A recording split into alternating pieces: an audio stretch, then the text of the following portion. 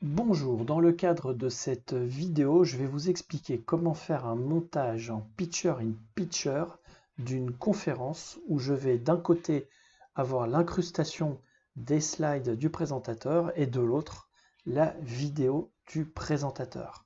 Je pars du principe que vous connaissez déjà les basiques de KDEN Live.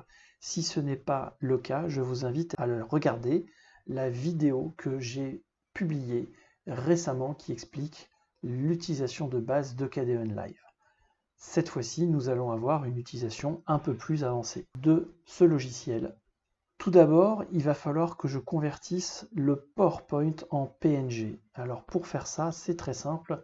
Je vais utiliser Internet, PPTX to PNG dans Google. Vous faites cette recherche, vous allez trouver des dizaines de propositions de convertisseurs en ligne. Je prends le premier, un PPTX to PNG converteur, le voilà.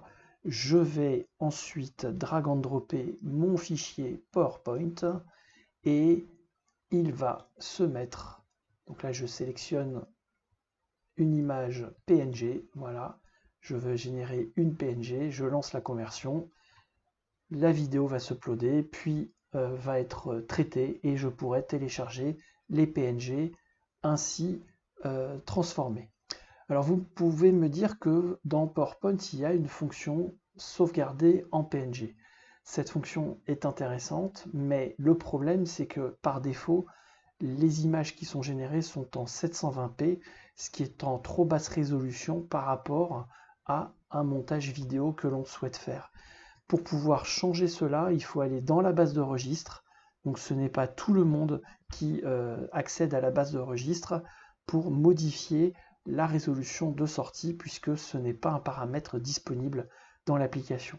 Utiliser une application en ligne est beaucoup plus simple. Une fois que la vidéo est transformée, on a Finished, on appuie sur le bouton Download, on récupère l'ensemble des images dans un zip et on va pouvoir démarrer le montage proprement dit. Alors comme d'habitude, je vais intégrer la vidéo en premier dans mon Project Bin. Voilà, donc je mets la vidéo en premier. Il me propose de changer de résolution et de passer en 30 images par seconde, alors que je suis en réglage 25 images par seconde. Vu que c'est une vidéo disponible en Full HD, je vais faire le switch dans ce cas-là. Je vais ensuite intégrer l'ensemble de mes slides.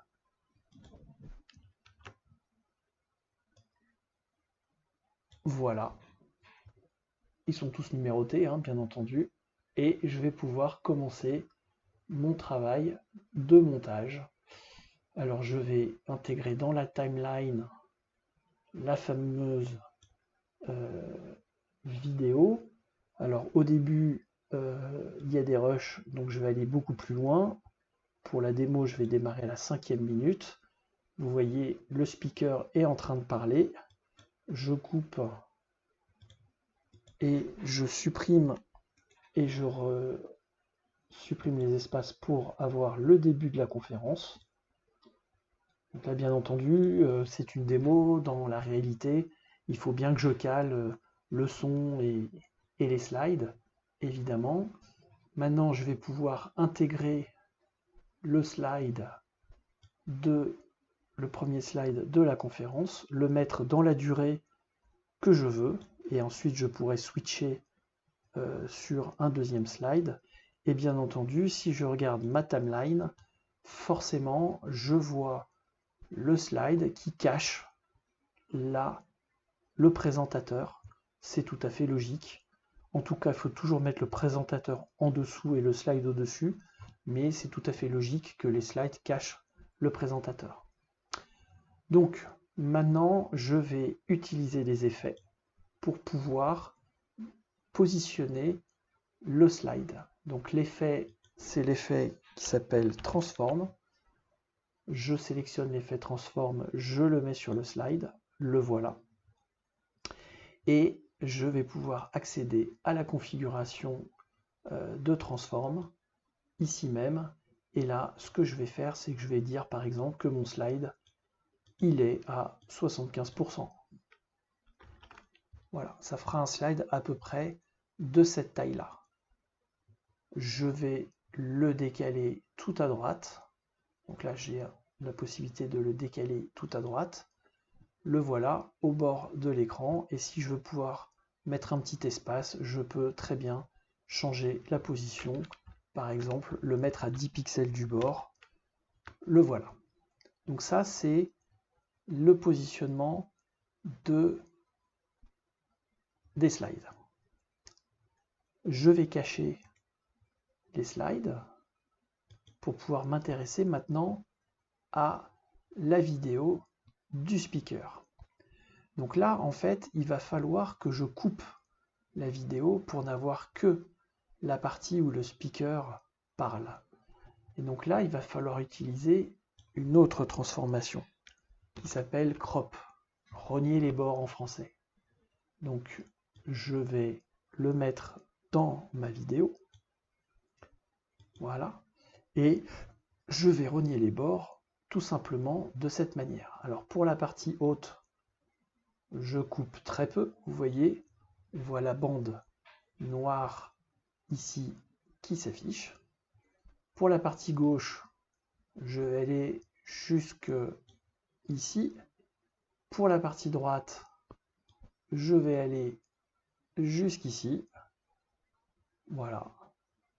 Et pour le bas, je ne coupe rien, je garde tout. Ça me convient très bien.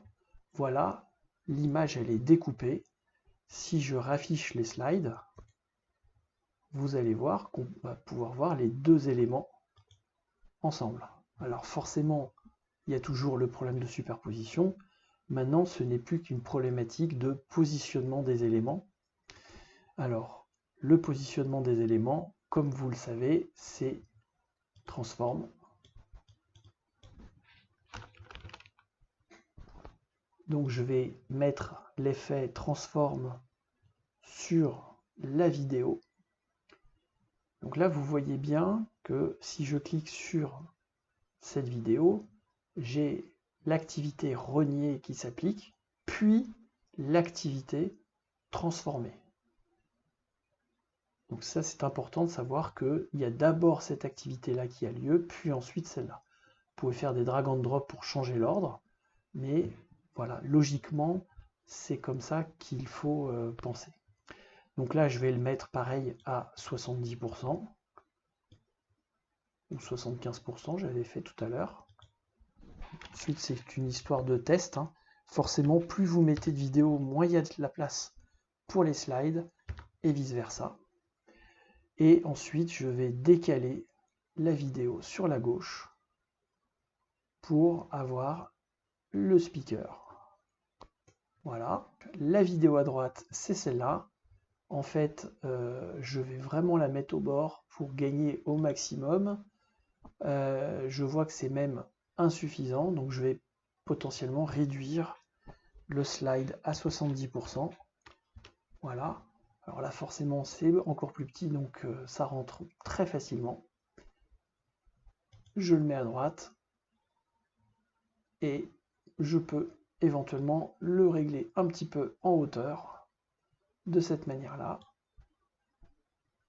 La vidéo du speaker, je peux aussi la remonter un petit peu pour la voir comme ça. Alors bien entendu, maintenant j'ai les deux vidéos qui sont visibles côte à côte. Voilà, vous avez le speaker et les slides côte à côte. Alors, mon découpage n'est pas adapté. Vous voyez que le speaker, il n'est pas du tout à l'endroit que je pensais. Donc il faut réfléchir et voir un petit peu comment se positionne le speaker dans la vidéo et ajuster cela en conséquence. Donc là, je vais reprendre le rogner les bords. Voilà, il va falloir potentiellement que je change mon rognage à gauche. Voilà, ce n'est qu'une question d'ajustement. Et maintenant, je continue la lecture de ma vidéo. Et vous voyez que là, ça va toujours pas. Mon speaker bouge beaucoup. Je n'ai pas d'autre solution que réduire la taille. Et donc là, je vais passer à 60% par exemple. Et avoir une zone d'affichage plus importante du speaker. Voilà.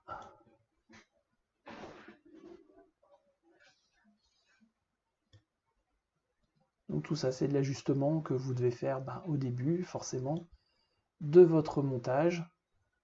Et je trouverais ça plus sympathique de positionner le speaker en bas des slides de cette manière-là. Voilà, on va regarder la vidéo, ce que ça donne. Voilà, c'est beaucoup mieux. Ça correspond à ce que l'on souhaite faire. Parfait. Alors maintenant, vous voyez que tout le reste de l'image est noir. Et ça, c'est pas joli. Et donc il va falloir que vous mettiez un petit fond. Alors ce fond, ça peut être une vidéo, ça peut être une image fixe. C'est un petit peu comme vous le souhaitez. En tout cas, il va falloir insérer une piste ici. Je vais insérer une piste, en l'occurrence que vidéo, que je vais mettre en dessous de V1. Voilà. Et là, je vais prendre par exemple une image que j'appelle fond. Et je vais intégrer le fond dans mon Project Bean. Puis, dans la piste 1, je vais l'étendre sur toute la durée de ma vidéo. Donc, elle doit durer au moins 1 heure. En tout cas, ça, je pourrais ajuster ça ultérieurement. Voilà, donc maintenant, j'ai bien un fond dans ma vidéo qui correspond à la charte du PowerPoint. Donc ça, c'était mon choix. Mais je peux très bien aussi mettre une décoration avec le logo d'une société ou un petit texte pour combler la partie qui n'est pas utilisée dans la vidéo. Vous pouvez rajouter des titres, des sous-titrages, vous pouvez faire toutes ces choses-là. Voilà, je vous ai montré les principes du Picture-in-Picture, j'espère que ça vous a plu et je vous expliquerai d'autres astuces avec K2N Live dans une prochaine vidéo.